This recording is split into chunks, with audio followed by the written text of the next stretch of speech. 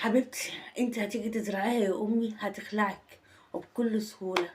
والسبب انت، مش هو ولا اي حد تاني. السبب حضرتك. ايوه، بمعنى ايه؟ بمعنى دلوقتي سرك في بيتك، امك ما تعرفوش، اختك ما تعرفوش، جارتك ما تعرفوش، صاحبة عمرك ما تعرفوش. مفيش حد يعرف سرك انت وجوزك. السر لو طلع بره اوضه النوم يا ماما ما بيبقى سر.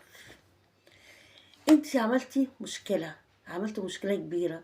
دخلت صاحبتك وعرفتيها كل حاجة عنك وعن جوزك وعن سرك. تمام. وعرفتيه هو كمان هي بتحبي ايه وتكره ايه. وقربت الاتنين لبعض. شفت المصيبة اللي انت عملتيها؟ وجاية تلومي نفسك دلوقتي. تلومي نفسك على ايه ولا ايه؟ ما انت اللي قربتي وانت اللي عملتي. انتي فاكرة اللي انت عملتيه ده صح؟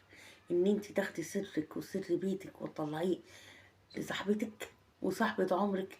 ايه صاحبة عمرك اديتك بالقلم وخدت منه جوزك؟ عملتي ايه؟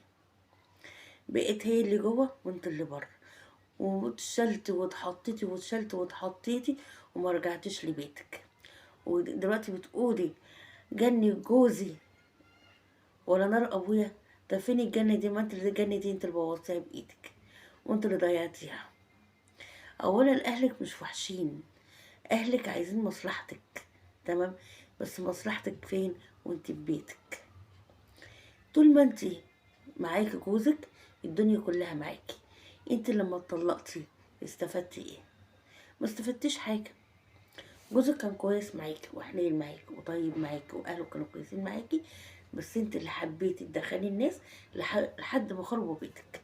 صاحبتك ما غلطتش. صاحبتك لما شافت جوزك كويس وبيعاملك كويس وجايب لك حته من السما استخطرت عليك. قالت اشمعنى انت وهي لا.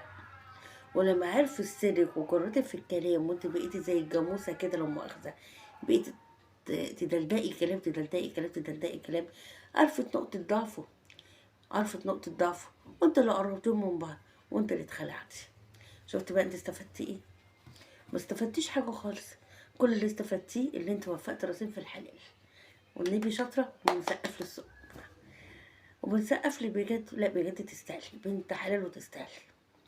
محدش عايز اطمر قط غيرك. تاخدي سرك تدير صاحبتك. ده انا لو على رأي امي بتقولي لو بخت في حجر اختي لاخطفه واجري. تقومي قايله لصاحبتك ودخليه اصلا عندك ليه؟ صاحبتك زميلتك في الشغل يا حبيبتي.